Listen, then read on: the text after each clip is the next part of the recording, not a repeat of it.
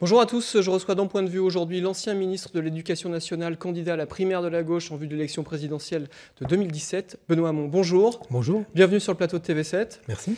Alors vous êtes en Gironde pour parler d'un thème qu'on n'évoque pas forcément très souvent en ce moment, c'est celui du travail. Il n'y a donc pas que les questions identitaires dans l'actualité. Vous allez rencontrer en Gironde un collectif de coursiers pour évoquer notamment l'ubérisation du travail. Et vous avez rencontré aussi des vignerons bio dans le Médoc. Alors vous le savez, en Gironde, ce sujet est très sensible, le bio, la viticulture et surtout cette question des pesticides. Est-ce que vous qui voulez être candidat à l'élection présidentielle, vous êtes favorable à une agriculture propre et une viticulture sans pesticides ? Je crois qu'il n'y a pas grand monde qui soit favorable à une agriculture sale. Et même ceux qui utilisent des pesticides vous diront qu'ils sont favorables à ce que l'agriculture soit la plus propre possible. Encore faut-il qu'ils puissent en vivre. C'est ça une des questions qui est posée. J'ai effectivement rencontré des viticulteurs bio.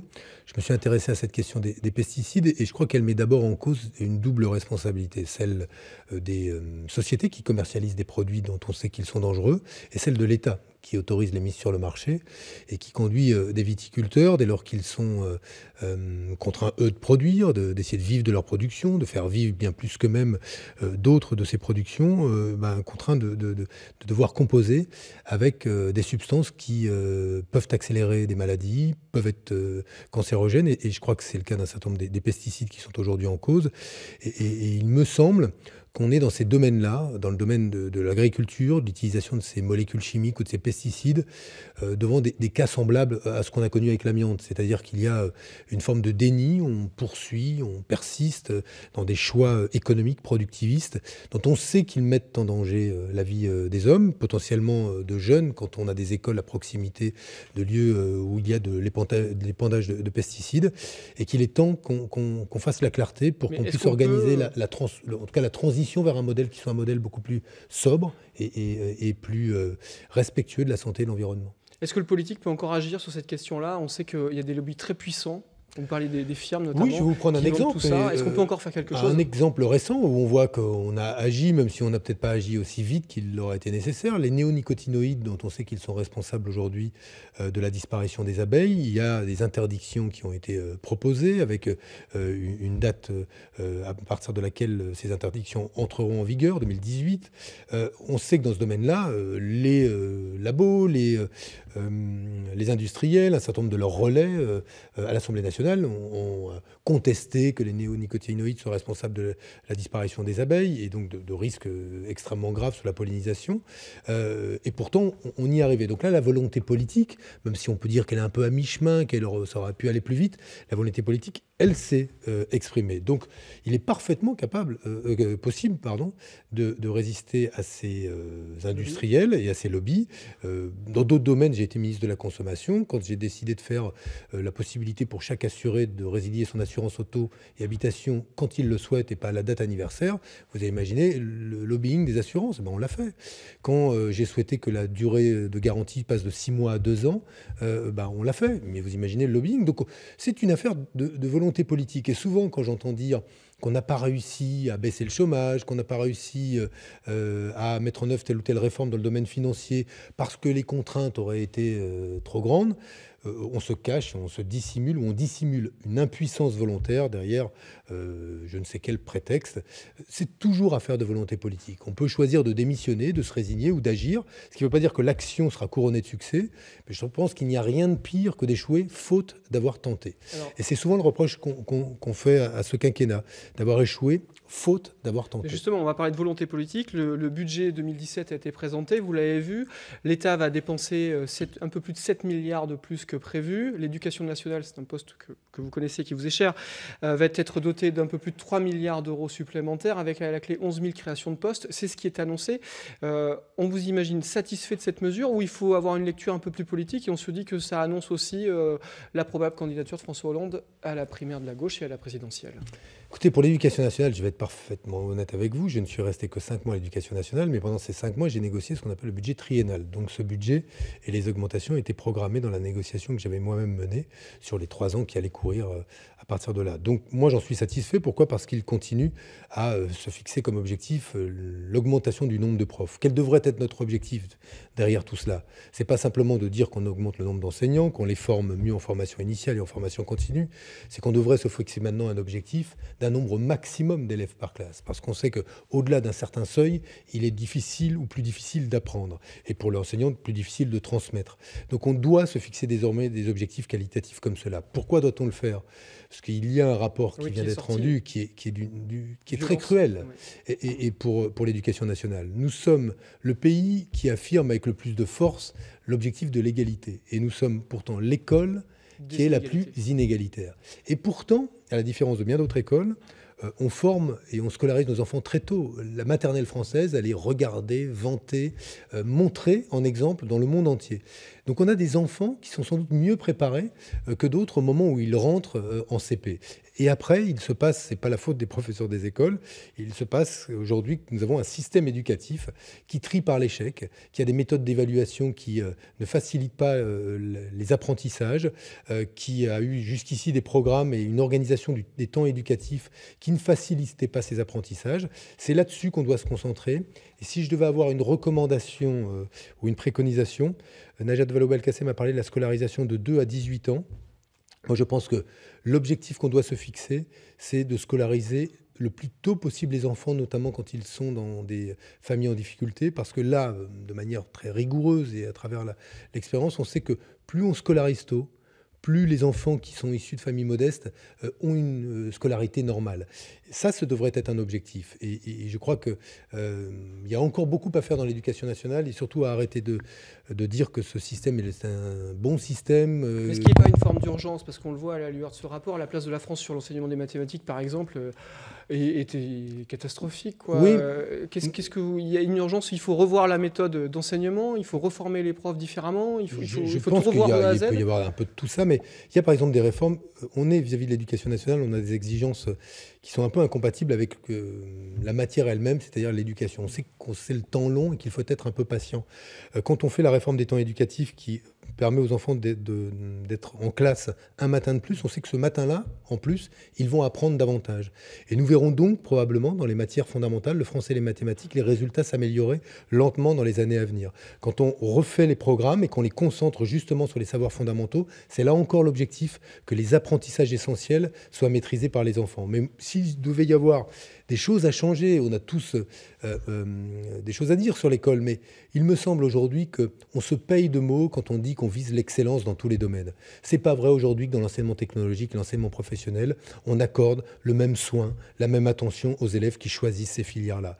Et pour autant, on a besoin d'excellents pâtissiers, d'excellents techniciens supérieurs comme d'excellents professeurs de philosophie. Sauf que pour le professeur de philosophie ou de mathématiques, celui qui choisira l'enseignement général, on a toute l'attention du système. Pour l'autre, on a toujours tendance à considérer que ce sont des voies subalternes périphériques. Et je crois que c'est une faute grave, et c'est une des fautes qui explique le caractère très inégalitaire et la manière dont on sélectionne et on trie par l'échec nos élèves. C'est une des raisons pour lesquelles moi je veux changer le système d'orientation en fin de troisième.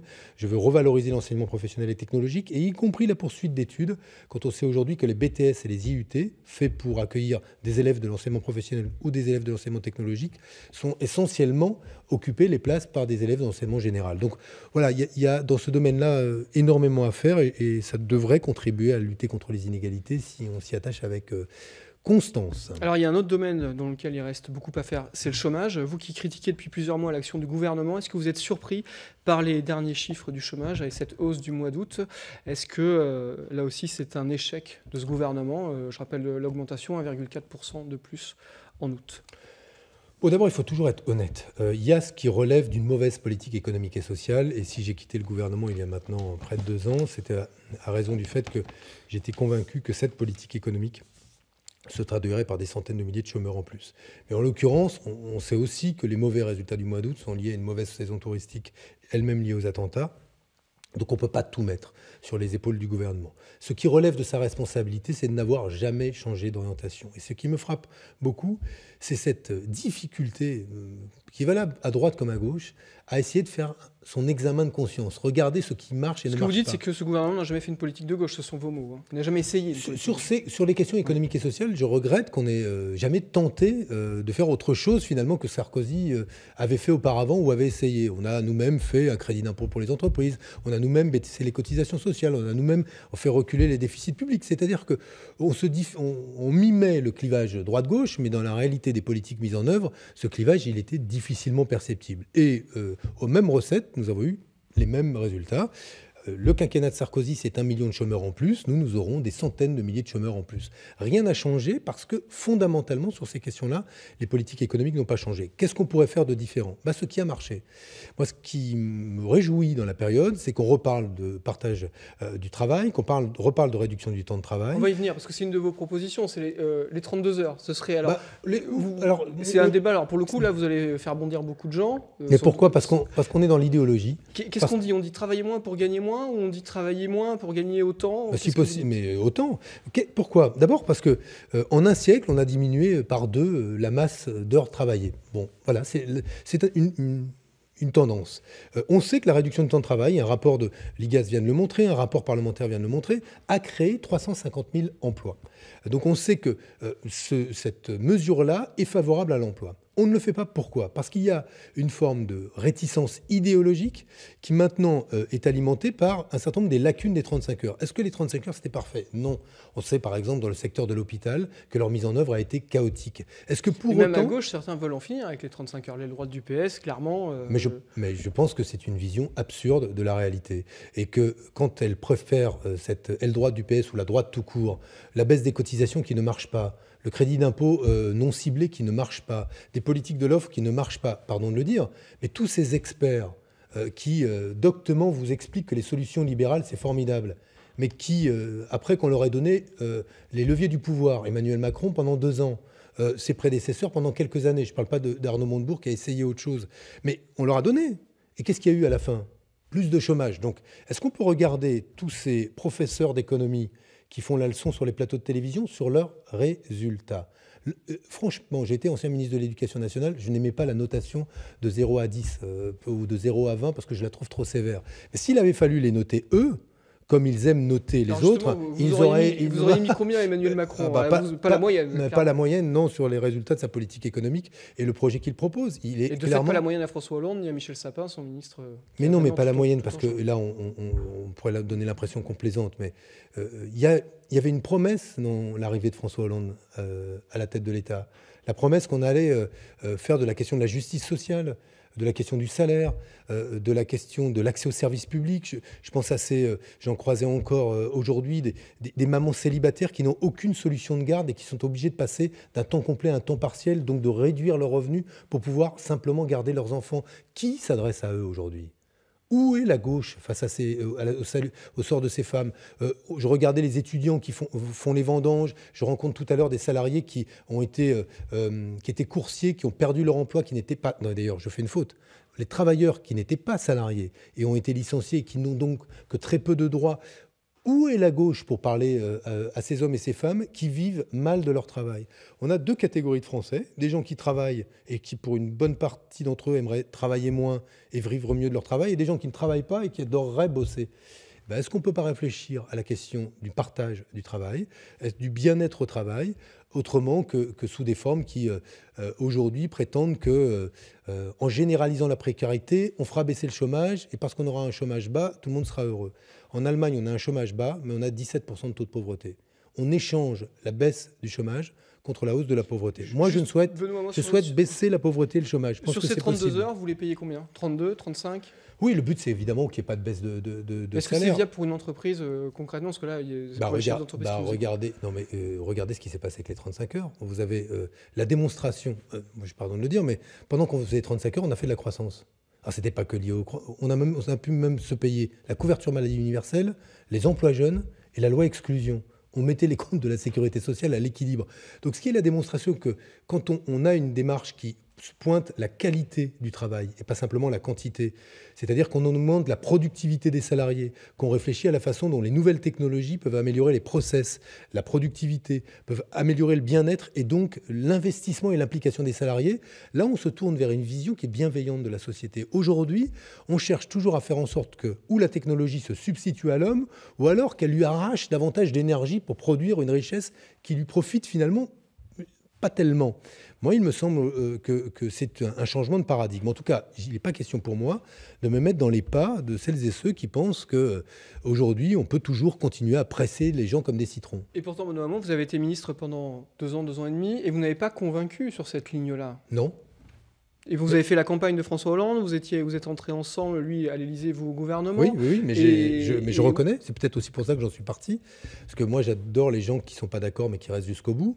Moi j'ai fait un choix à un moment qui était difficile, j'étais ministre de l'Éducation, j'avais un très grand et très beau ministère, j'ai fait le choix de quitter le gouvernement parce que je considérais, non pas sur les questions d'éducation, mais sur les questions économiques et sociales, que nous courions à notre perte, parce que nous faisions des choix qui étaient des choix qui allaient être payés d'abord par les plus modestes.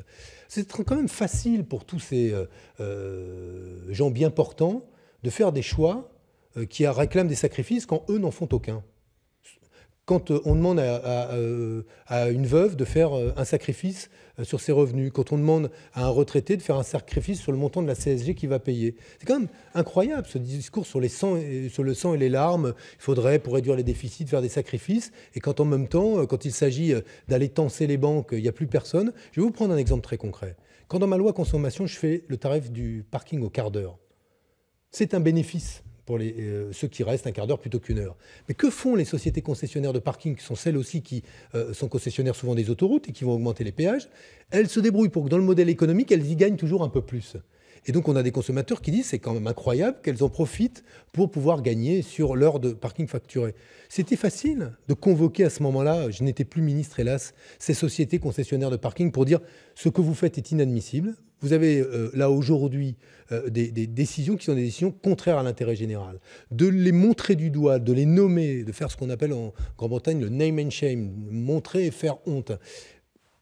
Ça n'a jamais été fait. J'avais écrit. Ce que vous dites, c'est vous. Mais non, mais j'avais écrit au ministre de l'économie, Emmanuel Macron, à la secrétaire d'État, en leur disant écoutez, vous avez là l'occasion de taper du poing sur la table. C'eût été possible aussi sur le péage. Comment voulez-vous que les Français acceptent que des sociétés qui ont les poches pleines aujourd'hui, les sociétés concessionnaires d'autoroutes, vous disent que pour financer les investissements, il faut que vous payiez plus au péage? C'est inqualifiable. Ben là, que se passe-t-il? Silence radio. Ben oui, moi je vous dis, sur Alstom, comme sur les autoroutes, comme sur les parkings, il manque l'État. Ben moi je regrette que ce soit mes amis qui étaient aux abonnés absents à ce moment-là. Et je l'ai dit, je le redis, ça ne fait pas plaisir, mais je ne pense pas que ce soit jouant l'autruche et en mettant la poussière sous le tapis qu'on réglera les problèmes. Une autre de vos idées, Benoît Hamon, que vous défendez durant cette campagne, c'est le revenu universel, sachant que ça a été repris par d'autres aussi, sous d'autres formes. Mais concrètement, pour ceux qui nous regardent, ça s'adresse à qui?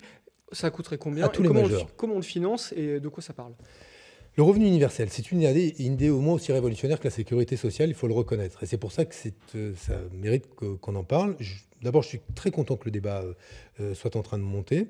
Le but, c'est que toute personne majeure ait un revenu, qu'il soit riche ou pauvre. Tout majeur aurait un revenu... Mais payé par l'État, enfin, c'est l'État qui lui verserait. C'est l'État qui le verserait. En tout cas, la puissance publique, on peut voir après le véhicule. Le plancher, c'est le RSA socle à minima, donc 535 € à peu près aujourd'hui. Et on peut envisager, c'est même l'objectif, qu'il soit au-delà de ça. Quel est l'intérêt de cette mesure-là? C'est que c'est une manière complètement différente d'envisager le travail, son rapport au travail, la possibilité donc de passer d'un temps complet à un temps partiel. Quand on est créateur d'entreprise, intermittent du spectacle, d'avoir une sécurité qui vous permet donc d'aller au bout de votre projet sans avoir la crainte de basculer dans la précarité. C'est un moyen d'éradiquer la pauvreté. Et ce qui est intéressant, c'est aussi de l'assistanat. Enfin, c'est les reproches qu'on vous fait, notamment à droite. On vous dit là, c'est la porte ouverte à toute l'assistanat généralisée. Mais moi, je considère, j'essaye d'être un peu anticipateur et d'avoir une vision un peu stratège de l'avenir, ou en tout cas qui se préoccupe de ce qui va se passer. Ce qui va se passer, c'est quoi? C'est que moi, je ne crois pas que l'imprimante 3D, même si elle a créé des métiers, elle ne va pas en détruire plus qu'elle n'en a créé. Je pense que les révolutions technologiques, la robotisation dans certains secteurs vont détruire beaucoup d'emplois sans en créer suffisamment à la place. Donc on sait qu'on va avoir un travail qui risque de se raréfier, qu'on aura moins besoin du travail des hommes. Et donc on a besoin de changer l'approche qu'on a du travail, le temps qu'on y passe et sans doute les revenus qu'on en tire. Qu'est-ce que c'est aussi le revenu universel? C'est que ça reconnaît que l'emploi et le travail, c'est pas la même chose. Vous pouvez travailler en dehors de l'emploi et pourtant ça n'a aucune valeur marchande. Le travail que vous faites quand vous encadrez des jeunes dans un club de foot, quand vous accompagnez des personnes âgées isolées, c'est un travail. Il n'a aucune valeur marchande. Pour autant, ça contribue à la cohésion de la société, au bien-être d'individus.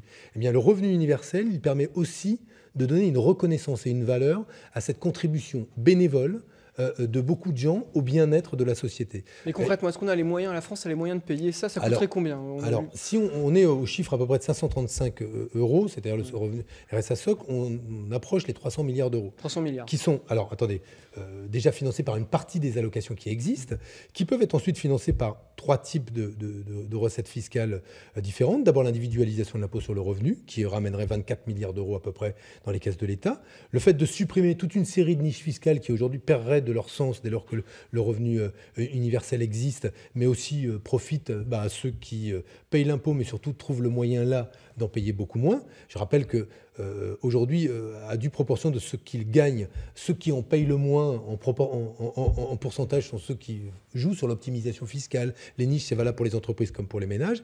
Et puis la lutte contre l'évasion fiscale, parce que ça, c'est aussi une autre affaire. Il y a 80 milliards d'euros en jeu, et il y a là une tout ça, ça fait évidente. Grosso modo une centaine de milliards d'euros. Oui, mais je vais un peu plus loin. Il y a des secteurs où les entreprises vivent, où les profits qu'elles réalisent partirent de l'exploitation de ce qu'on peut appeler les biens communs.